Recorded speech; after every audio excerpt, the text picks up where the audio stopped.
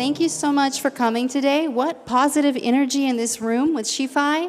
Thank you so much for being here. Thank you to the sponsors. And I'm so excited to host this panel today with an amazing group of women. So we have Ornella, Brichis, and Gemma here with me today. So I'd like you ladies to quickly introduce yourselves and tell everyone, how long have you been in Web3? Oh, Web3, it's about 3 years. Well, everything changed in the pandemic times, as for many people. So I'm part of that club. I do Web3 education through Bankless Academy. It's an application that teaches you about Web3 from the very beginning, like for your friends and family. If they ever ask you, like, what do you work in? You can send them the app to learn. So yeah, I focus on that, education and marketing.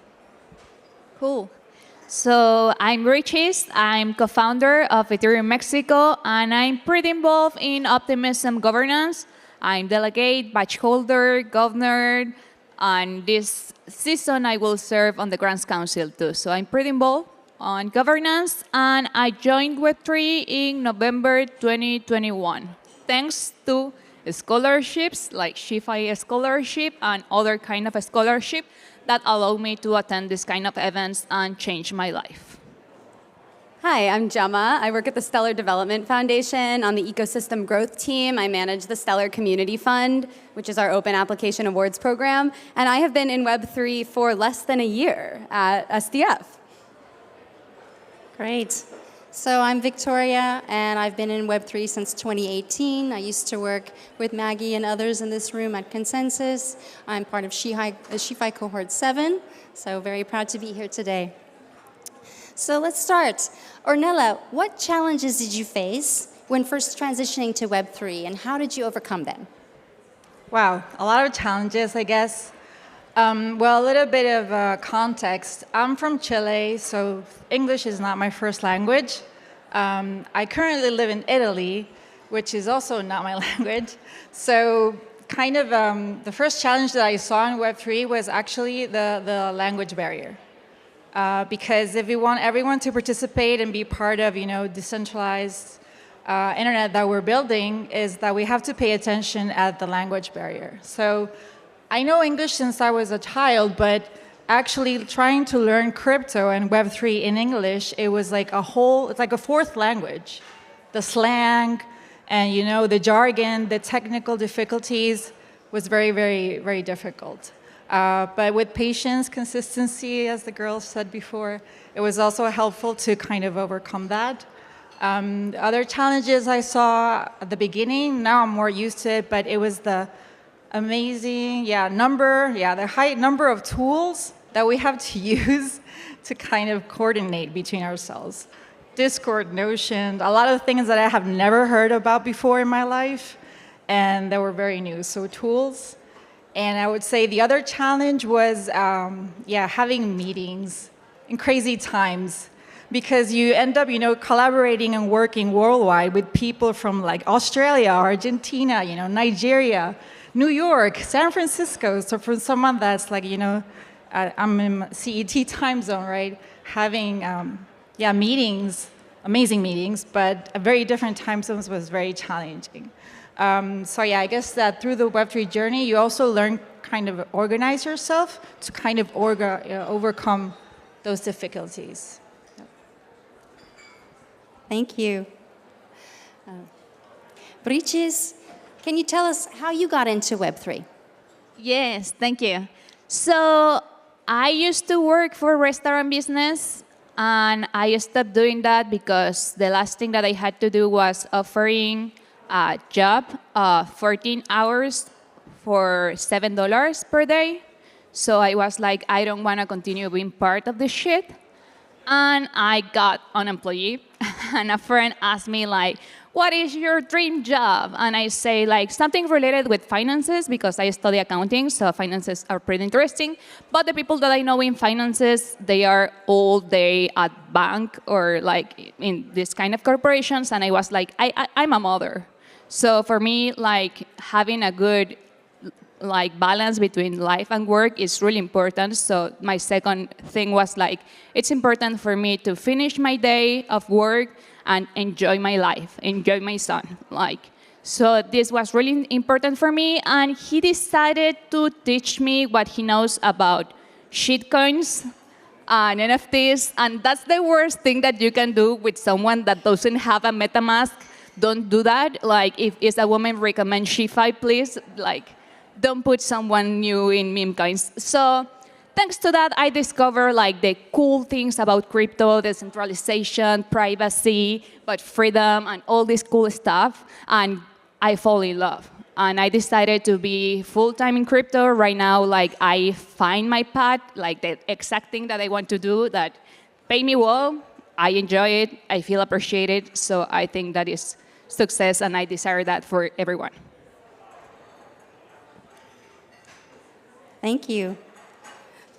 So Gemma, how has the SheFi community made a difference for you in your Web3 journey? Yeah, so like I said, this is all very new to me. I met Maggie and found SheFi at ETH Denver in February of this year. Missed the summit because of travel delays, but then joined cohort 10, season 10, and just completed that. And I mean, it was so incredibly helpful to be onboarding with SheFi while I was onboarding at SDF.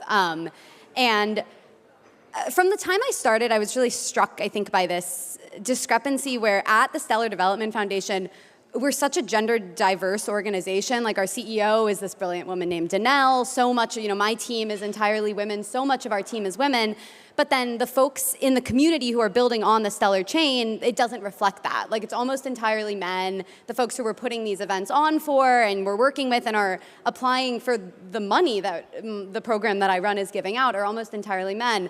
And I've always been so passionate about gender diversity, and that was immediately something that really rang a bell for me, but I didn't know where to start. Like, this is a totally new industry for me, and so to start, okay, so now how do I fix this problem, this gender diversity problem on the Stellar chain? How am I supposed to do that?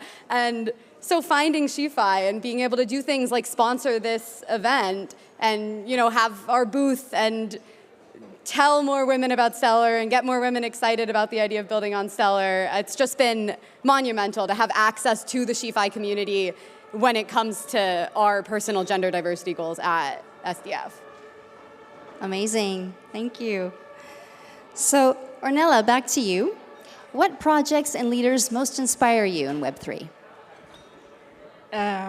What projects? Well, I would say that once I started learning about public goods ecosystem, open source, all of the builders that are in the public goods ecosystem, I really, really admire them a lot. I'm happy to also be contributing to the public goods ecosystem through Bankless Academy, from the most diverse areas, right? Like education, events, technical tools for developers.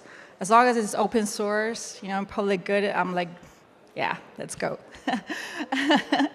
Also, things that I also admire, like in the space that have inspired me, I would say a few women in the space. Like, different phases of my Web3 journey have been very marked by women.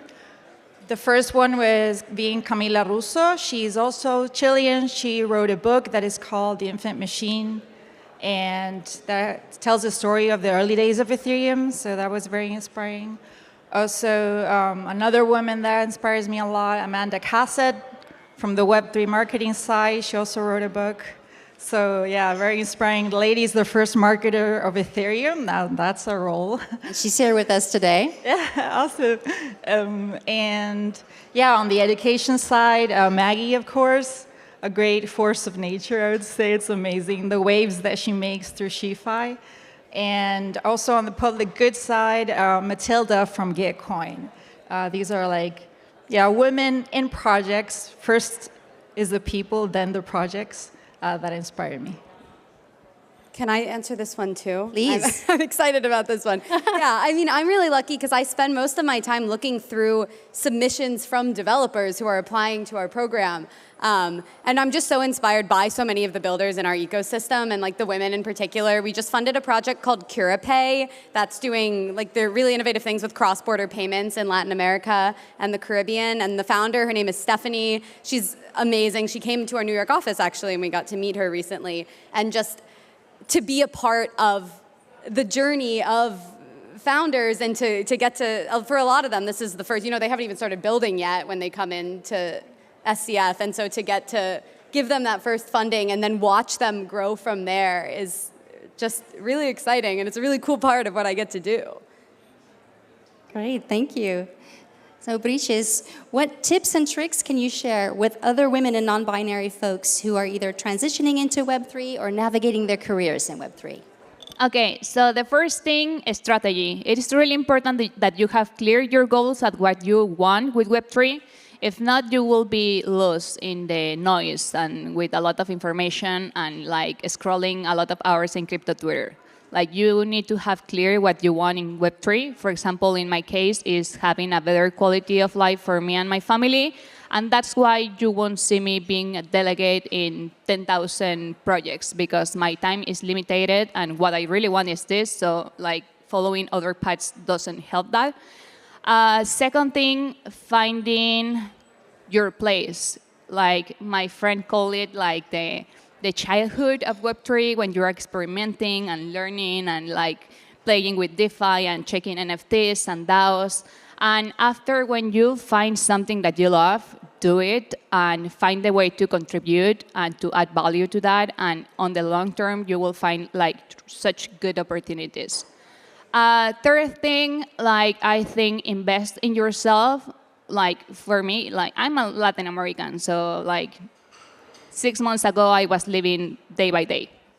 I don't have any savings, and of course, I didn't have any investment. So I think one of the first things that I started doing after having better opportunities was like investing in myself, investing in English classes, because we have a huge barrier with English, and we lost a lot of good opportunities because of that. I started learning how to swim, so I can do something more than being sitting in a chair during all day.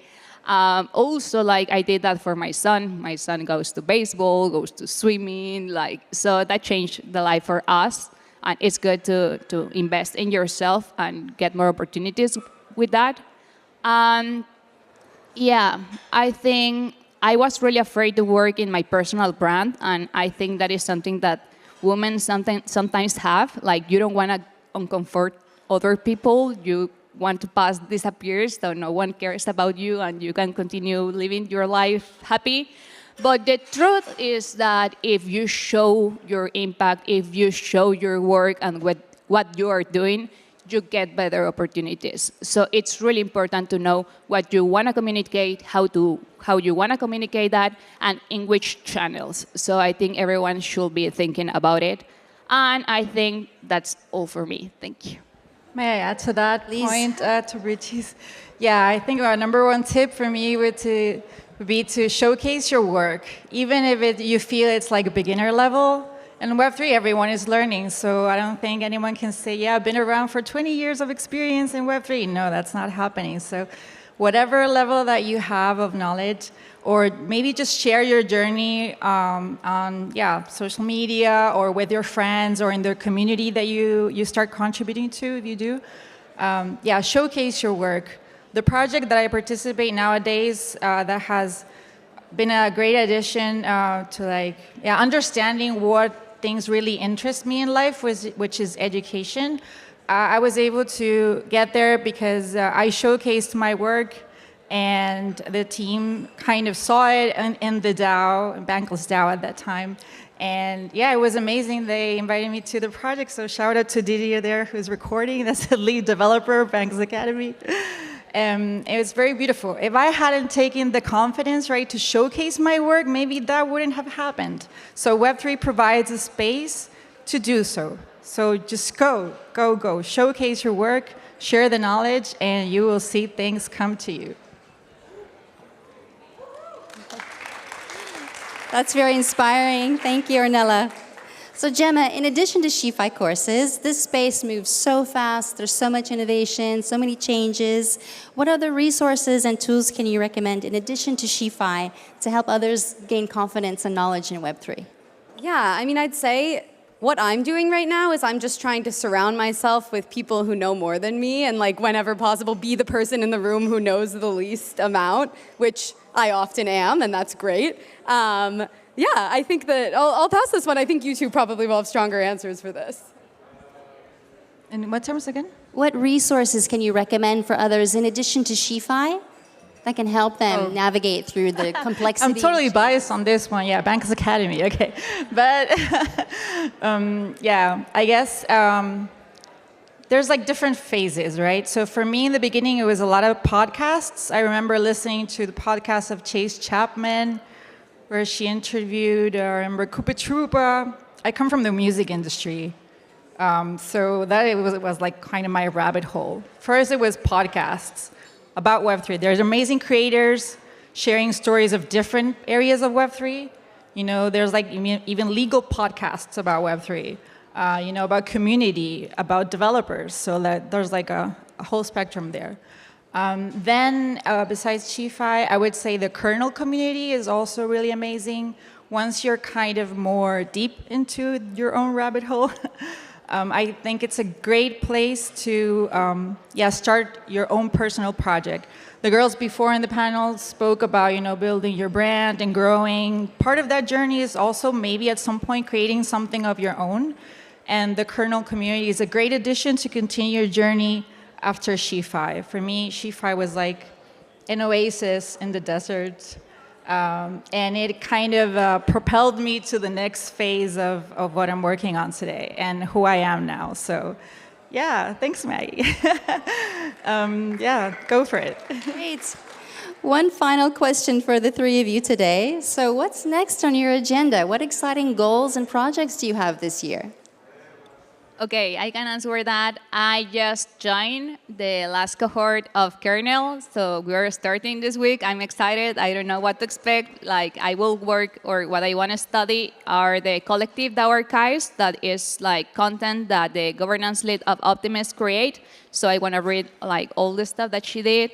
Also, I will be serving at the Grants Council. That is my first time, so I'm pretty sure I will learn a lot because they are great. And I think I will be focusing more in governance. I'm really in love with optimism governance, so I will be there the next 6 months. Like anything you need about optimism governance, like send me a message. Like I'm always there. Yeah, I'm excited about what's going on in the Stellar Community Fund right now. We've this year so far distributed almost $9 million worth of XLM in funding to some number of projects that I don't have off the top of my head right now, but we're on track for this to be the biggest year ever for SCF funding. Overall, we've funded 500 plus projects with $30 million plus worth of XLM, and that's just getting bigger. So if you're a builder, if you're interested, if you want to learn more about SCF, please come talk to us. We also run a startup camp. If you still need to fine-tune your idea, build your MVP. But really exciting things happening over there. Can I add something else? Sorry, I'm the worst co-founder ever. Like, I'm organizing Ethereum Mexico 2024 at Mérida, Yucatan, September 13 and 14. So everyone is invited to attend. Please come to Mérida, Yucatan. It's beautiful. You will have great time. Thank you. Sorry about that. Nos vemos en México. Sí, nos vemos en México. All right, so focus this year, the next, and hopefully for many more, building Bankless Academy, taking that experience from the digital aspect to the IRL, to, with people there on the streets, in the communities, in the universities. Part of that is actually, I'm happy to share this news, that I got accepted a submission I did to the mayor of the city where I live in Italy. It's a very small town called Domenia, Lake Orta. It has 15,000 people, and I spoke with the mayor. I told them that I wanted to contribute to the community. We're all good at contributing communities and digital communities, but this was like IRL in another country, in another language. And I said I wanted to do a blockchain course for everyone. In the city, and he accepted. So I'm super excited to share that. And yeah, just like, follow your passions, follow your drive, what ignites you. Seeing people learn and grow thanks to, on a personal level and also like financially, thanks to blockchain technology, it's just like, it's unmatched. So let's keep building. Excellent. Thank you so much. Very inspiring. What a great way to kick off EthCC Week at SheFi Summit Brussels. Thank you. Thank you. Thank you.